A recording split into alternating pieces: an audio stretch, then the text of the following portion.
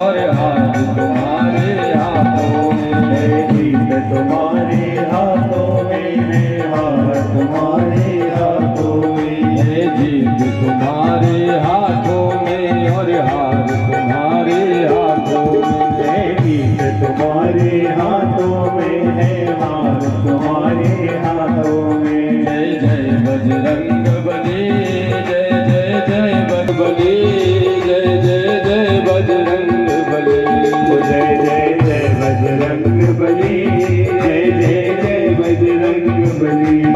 बड़े भाव के साथ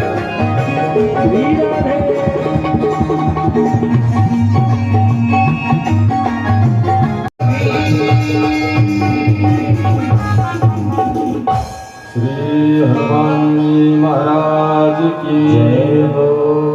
जय जय श्री राम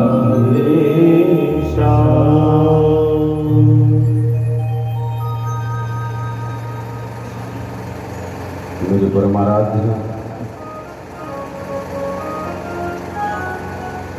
अकारण करुणा वरुणालय जगन्नीता जगदाधार सर्वतंत्र स्वतंत्र परात्पर परब्रह्म परमात्मा नंदनंदन ब्रजनंदन देवी के यशोदानंदन प्यारे प्रभु श्री जी घनश्याम जो की चरणारविंद में माँ किशोरी राधा रानी के सहित बारंबार वंदन। और उस पराक्रम के पावन प्रयागराज अंजनानंदन संत बलवंत श्री हनुमंत लाल जी महाराज जो कि इस कलियुग के प्रत्यक्ष देवता है, ऐसे हनुमान जी महाराज श्री चरणारविंद में बारंबार वंदन। हनुमान जी महाराज से प्रार्थना आप आकर के विराजमान हो गई और इस पावन परिकाज को निर्विघ्न रूप से सुसंपन्न कराए। कैलाश पर निवास करने वाले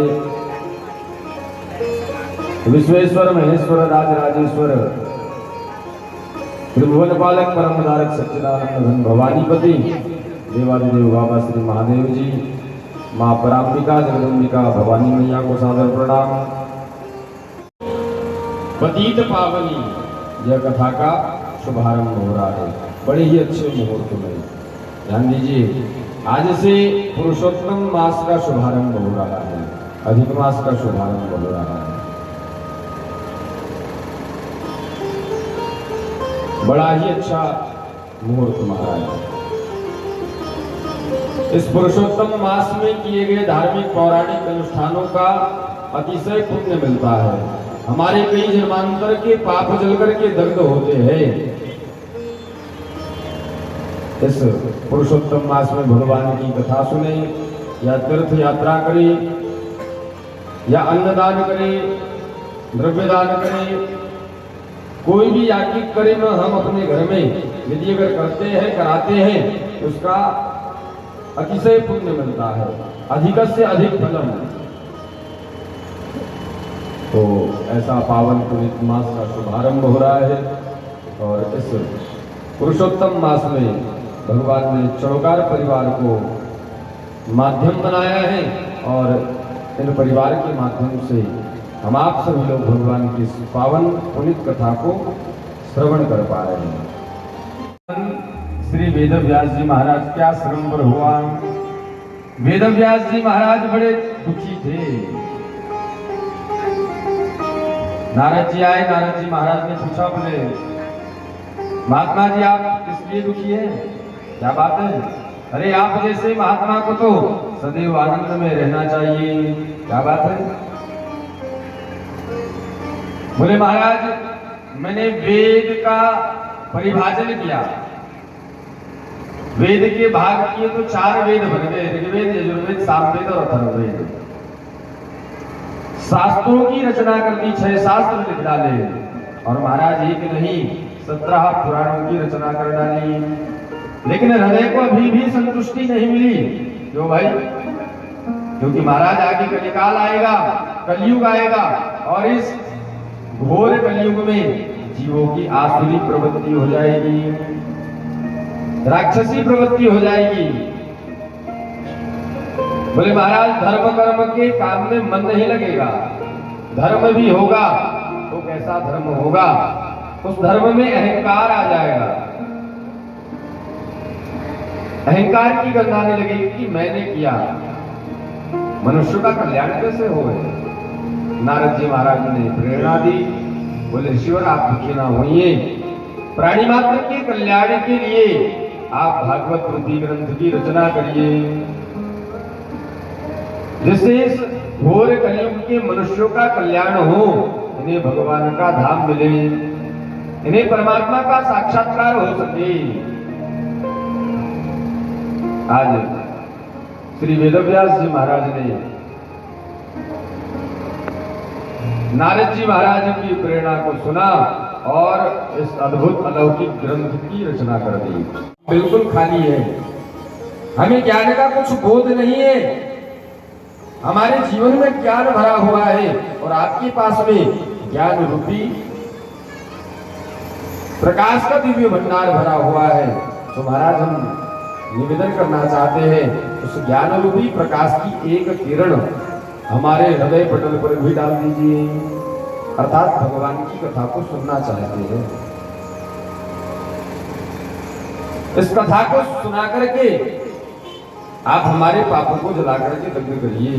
आज सूत जी महाराज ने इन शौनकादि 88,000 ऋषिगणों की सुंदर प्रीति को देखा, लगन को देखा, क्योंकि भैया कथा सुनने के लिए लगन अच्छी होनी चाहिए, प्रीत अच्छी होनी चाहिए, भाव अच्छे होने चाहिए। तो भाई ये तो कहा गए कहीं नहीं और क्या लाए, कुछ नहीं। देखो कि अब पर्दा हटा बैठे, अब पर्दा हटा बैठे, जो होगा देखा जाएगा, लगन तुमसे लगा बैठे, जो होगा। देवताओं ठहरो, पहले अपने श्रोता से भी तो पूछ ले। परीक्षित से पूछा, भाई परीक्षित ये देवता आए हैं तुम्हें सुधामृत पिलाना चाहते हैं और मैं तुम्हें भगवान का दिव्य कथामृत पिलाना चाहता हूँ। है दोनों अमृत, लेकिन तुम पीना कौन सा अमृत चाहते हो ये बतलाओ। परीक्षित ने कहा, बोले गुरुदेव आप दोनों अमृतों की महिमा बताओ। सुधामृत क्या फल प्रदान कराता है और भगवान का कथामृत क्या फल प्रदान कराता है? बोले भैया जो सुधामृत का पान करता है, समुद्र के मंथन करने से जो अमृत निकला है, जो संसार जगत का मनुष्य समृत को पीता है उसे स्वर्ग मिलता है। लेकिन स्वर्ग में रहता कब तक के है? जब तक के उसके जीवन में पुण्य रूपी राशि जमा हो, और जैसे ही पुण्य महाराज हमारे जीवन से खत्म हुए, फिर हमें इस मृत्यु लोक में 84 लाख योनियों में कष्ट भोगने के लिए आना पड़ता है। ये सुधामृत की महिमा है। और कथामृत का क्या फल है? बोले भैया एक बार जो मनुष्य सच्चे भाव से इस कथा को सुन लेता है उसका मोक्ष हो जाता है, फिर उसे बार बार जन्म लेने की और मरने की आवश्यकता नहीं पड़ती है। पुनरपि जन्मम पुनरपि मरणम पुनरपि जननी जठरे शयनम, उसका मोक्ष हो जाता है, फिर उसे बार बार इस 84 लाख योनियों में भटकने की आवश्यकता नहीं पड़ती है। बोलो परीक्षित कौन सा अमृत पीना चाहते हो? आज परीक्षित ने कहा, बोले प्रभु आप तो मुझे कथामृत ही पिला दीजिए, भगवान की कथा पिला दो, कथा को सुनना चाहता हूं। आज सुखदेव जी महाराज ने देवताओं को कथा सुनाने से इनकार कर दिया। यहाँ पर विचार करिए, हम और आप लोग कितने बड़े भागी हैं। जो कथा भगवान के भाग्य में नहीं है, वो कथा इस मृत्यु लोक में घोर कलिकाल में भगवान लक्ष्मी नारायण की पावन सन्निधि में विराजमान होकर के इस कथा को श्रवण कर रहे हैं। सुखदेव जी महाराज ने कहा, बोले अरे देवताओं तुम अगर श्रोता बन करके आते, सच्चा भाव लेकर के आते, मैं तुम्हें अवश्य कथा सुनाता, लेकिन आज तो तुम कथा का विनिमय करने आए हो, आज तुम कथा का सौदा करने आए हो और तुम्हें सौदा भी करना नहीं आ रहा है। अरे कहाँ महाराज आपका सुधामृत कांच का टुकड़ा और कहाँ हमारी ये भगवान की दिव्य कथा हीरे जैसी चमकती हुई। सौदा भी हो तो बरोबरी में होना चाहिए। आज सुखदेव जी महाराज ने इन देवताओं को भगा दिया। देवता सारे दुखी मन से स्वर्ग गए। ब्रह्मा जी को जाकर के महाराज अपना सारा दुख सुनाया।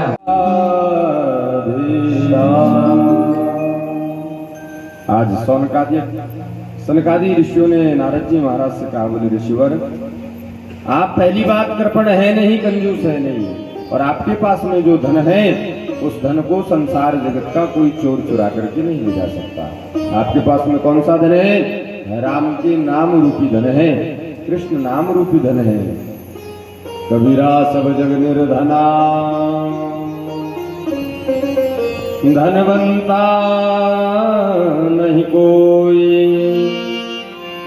धनवंता सोई जानी,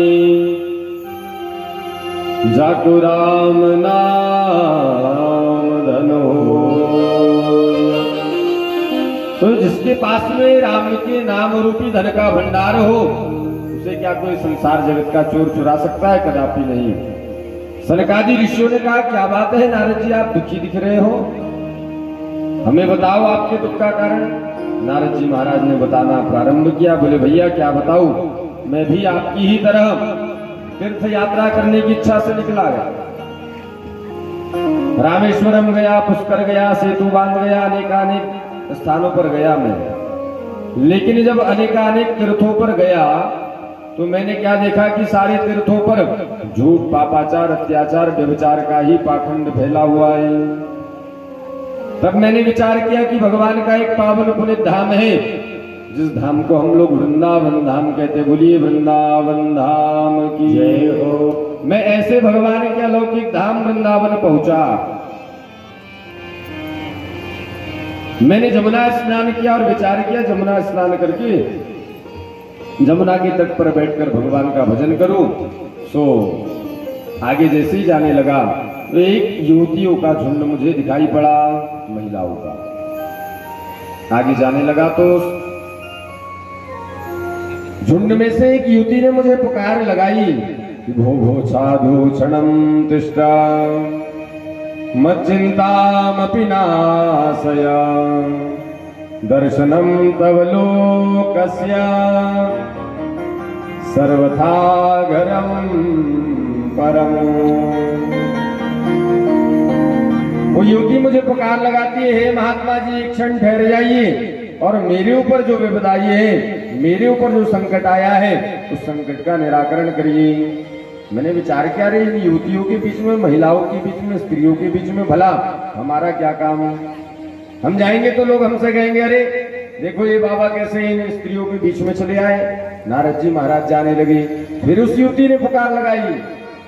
नारद जी महाराज ने विचार किया कि मुझे रुक जाना चाहिए, मुझे ऐसा लग रहा है कि देवी कोई कष्ट में है। नारद जी महाराज गए उन महिला के पास में और पूछा, देवी किम कौन हो तुम और यहाँ क्यों रो रही हो? देवी ने परिचय दिया। बोले महाराज मेरा नाम है भक्ति, और दो सामने जो अचेत अवस्था में दो वृद्ध आपको दिखाई दे रहे हैं, ये मेरे बेटा है। नारद जी के तो आश्चर्य का ठिकाना नहीं, तुम मां होकर के इतनी युवती और बेटा तुम्हारे इतने वृद्ध कैसे हो गए? बोले महाराज ये सब काल की जर्जरता है। वेद मंत्र सुनाना प्रारंभ किया, लेकिन फिर भी चेतना नहीं आई, फिर भी ठीक नहीं हुए। शास्त्र सुना डाले, फिर भी ठीक नहीं हुए।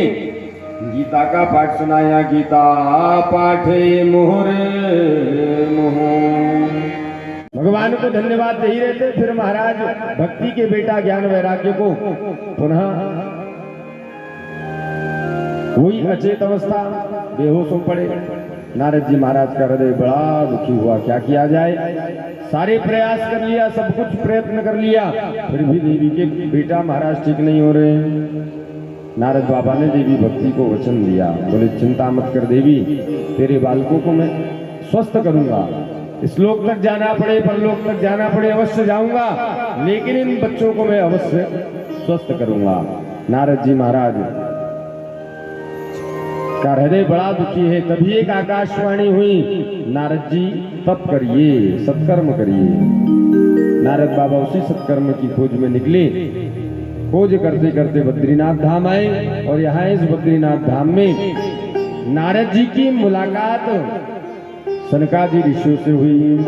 बोले महाराज भक्ति के बेटा ज्ञान वैराग्य को स्वस्थ करना है, क्या किया जाए? उन्होंने बतलाया बाबा आप कुछ मत करिए। नारद जी ने कहा हम सत्कर्म की खोज में निकले, सत्कर्म है क्या? सनकादियों ने कहा बोले और कुछ नहीं, श्रीमद् भागवत महापुराण की दिव्य कथा ही सत्कर्म है। आप उन बच्चों को भागवत जी की कथा सुनाइए, जिस कथा को सुनकर के उन्हें चेतना आएगी। अच्छा आप ही कथा सुना दीजिए। कथा कहाँ हो? नारद जी ने कहा आप इसी बद्रीनाथ धाम में सुना दो।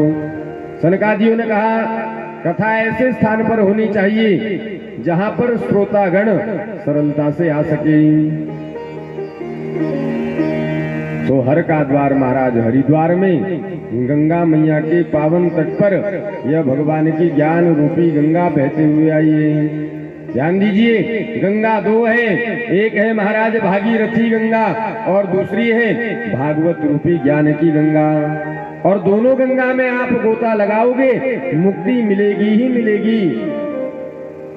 गंगा तो दर्शनात् मुक्त है, गंगा मैया के दर्शन करने से प्राणी मात्र को मुक्ति मिलती है, लेकिन करना आपको क्या पड़ेगा?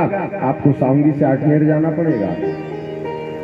बस पकड़ करके बैतूल, बैतूल से ट्रेन पकड़ करके आप हरिद्वार जाओगे तब गंगा का दर्शन होगा। लेकिन महाराज ये भागवत रूपी ज्ञान की गंगा ऐसी है जो गांव गांव घर घर आती है और जनमानस को मुक्ति प्रदान कराती है। हरे राम नाम गंगा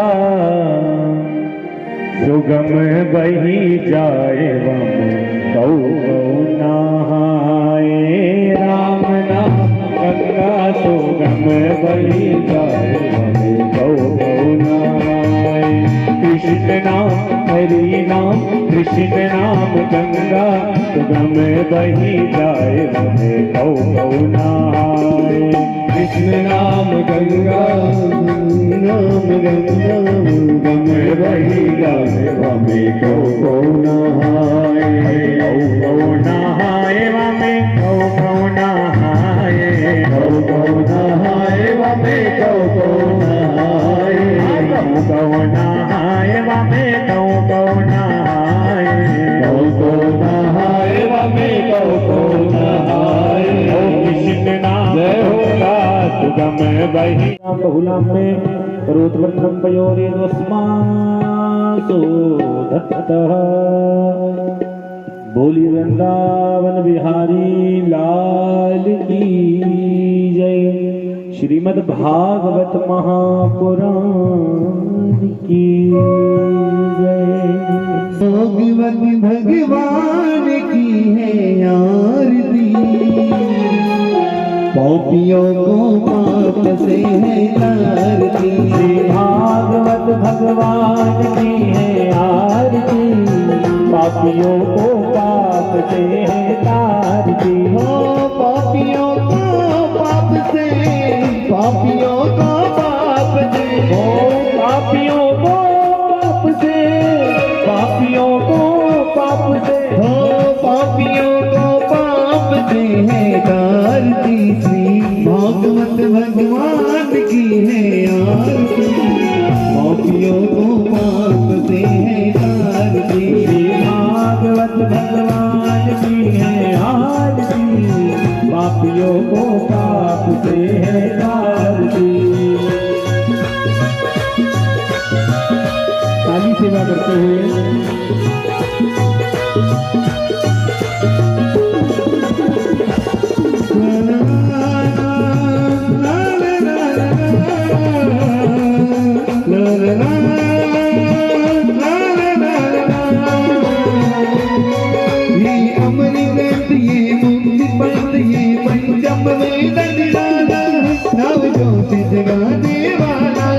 ये अमर ग्रंथ ये मुक्ति पंथ ये पंचम वेद निराला है, ज्योति जगाने वाला हरि राम यही धन ध्यान यही, ओ हरि राम यही हरि ध्यान यही, हरि राम यही धन ध्यान यही, ओ हरि राम यही हरि ध्यान यही। जग की मंगल आरती, पापियों को पाप से है तारती। भागवत भगवान की है आरती, पापियों को पाप से है आरती।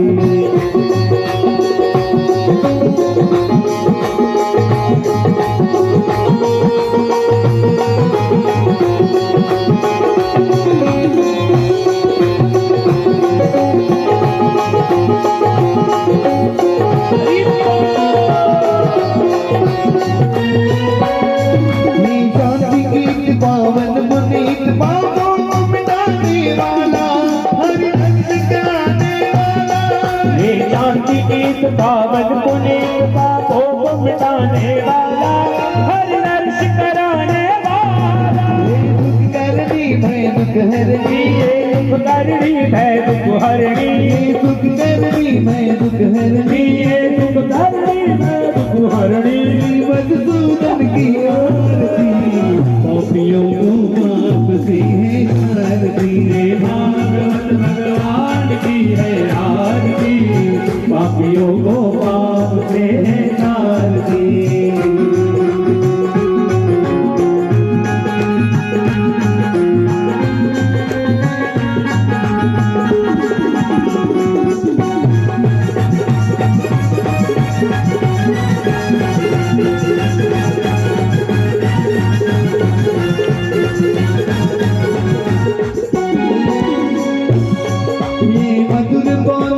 बंद कौन सतमार्ग बताने वाला है, बिगड़ी जो बनाने वाला। ये मधुर बोल भगवंत खोल सन्मार्ग बताने वाला है, बिगड़ी को बनाने वाला। श्री राम यही घनश्याम यही, ओ मेरे राम यही घनश्याम यही, मेरे राम यही बबुराम यही, मेरे राम यही चार धाम यही। रंगल की आरती, पापियों को पाप से है आरती। भागवत भगवान की है आरती, पापियों को पाप से, पापियों को पाप, हो पापियों को पाप से है आरती। श्री भागवत भगवान की है आरती, पापियों को पाप से है आरती। भागवत भगवान की है आरती, पापियों को पाप से है आरती। ओम कर्पूर गौरम गणावतारम संसार सारम भुजगेन्द्रहारम सदा वसंतम हृदयारविंदे भवं भवानी वैष्णवानि। वृंदाल माला त्रिकाल काही, कपाल माला चित्सेकराहे। दिगंबराय दिगंबराय नमः शिवाय नमः शिवाय। काली गुडांगन वंदे जन बिडुडन पानी रूपै तुझे। मैं अगन आनंद बोलत भावे भवानी नमने नमः। त्वमेव माता पिता त्वमेव, त्वमेव बन्धु सखा त्वमेव, त्वमेव निधानं त्वमेव, त्वमेव सर्वं मम देव देव।